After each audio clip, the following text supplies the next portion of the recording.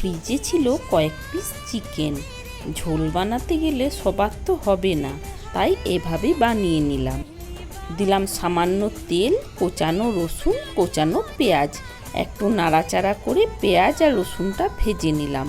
এবার এর মধ্যে দিয়ে দিলাম 1 চামচ গ্রেট করে নেওয়া আদা।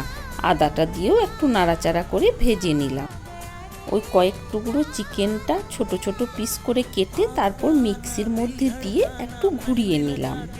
এবার এর মধ্যে দিয়ে দিলাম পরিমাণ মতো হলুদ, তার সাথে দিয়ে দিলাম পরিমাণ মতো লবণ, দিলাম জিরে গুঁড়ো, ধনে গুঁড়ো, লঙ্কা গুঁড়ো, তার সাথে দিয়ে দেব সামান্য কসুরি মেথি। সব মশলার সাথে চিকেন বেশ কিছুক্ষণ সময় ধরে নাড়াচাড়া করে ভেজে নেব।